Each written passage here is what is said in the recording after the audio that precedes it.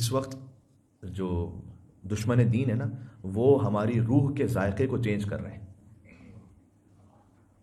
YouTube کے ذریعے، net flicks کے ذریعے، اگر ہم ہوشیار نہ رہے تو گیمز کے ذریعے. گیمنگ آج کی جو جنریشن گیم جنریشن کہی جاتی ہے، یعنی مثلا کلنگز 3 گھنٹے تک جو ایک دوسرے کو بس مار رہے ہیں گیم کھیل کر. گیمز اس طرح کی آنے لگی ہیں کہ جس میں نا خدا کا خود بچہ جو دیکھ رہا ہے وہ کھیل رہا ہے. چونکہ ہم بسا اوقات یہ دیکھ رہے ہوتے ہیں گیم کہ بھائی کس طرح سے بعض لوگ دکھاتے ہیں یا بس پتہ چلتا ہے بعض جگہوں سے.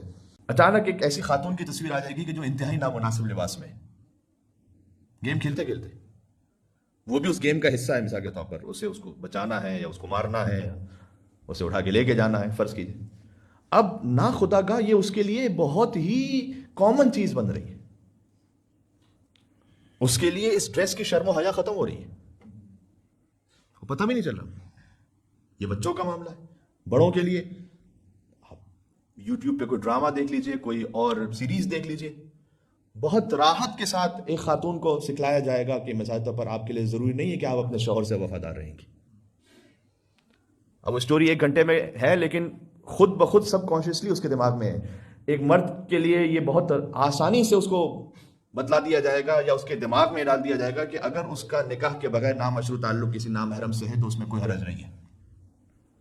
اور اس کے کیا طریقے ہیں، وہ طریقے بھی سکھلائے جائیں گے. اور اگر آپ ہمارے پاکستان کلچر میں آ جائیں اور اس پہ اور زیادہ اس پہ اگر غور کریں تو مثلا اس کو اپنی ساس کو کیسے نیچے دکھانا ہے، اور ساس کو بہو کو کیسے نیچے دکھانا ہے، اور اس کو کیسے ذلیل و رسوا کرنا ہے، تو یعنی اس میں خاندانی مسائل بھی انوالو ہو جاتے ہیں.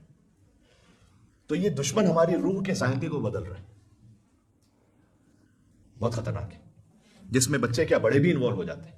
اگر ہم نے اللہ کی خوشنودی کی خاطر اس کی راہ میں قدم بڑھایا تو اللہ کا وعدہ کیا ہے؟ اب اللہ کا وعدہ یہ ہے کہ ان تنصروا اللہ ینصرکم، تم اللہ کی نصرت کرو ہم تمہاری نصرت کریں گے. وَيُثَبِّتْ أَقْدَامَكُمْ، تمہارے قدم کو ثابت قدم رکھیں گے. نہج البلاغہ میں خطبہ نمبر 183 جا کے دیکھیے گا. میں ہر جمعے میں کوئی نہ کوئی آپ کو نہج البلاغہ کا ایک خطبہ اس کی ریکویسٹ کر رہا ہوتا ہوں کہ آپ اس کو جا کے دیکھیں. اتنا خوبصورت مولا نے فرمایا، مولا نے کہا کہ تم سے وہ مدد مانگ رہا ہے جو خود زمین و آسمان کا مالک ہے. اس کا مطلب یہ ہے کہ وہ کسی ضعف کی وجہ سے مدد نہیں مانگ رہا، وہ تمہیں کمال تک پہنچانا چاہتا ہے، اس لیے مدد مانگ رہا ہے. مل کے صلوات بھیجے نام امیر المومنین علی بن ابی طالب علیہ السلام پر.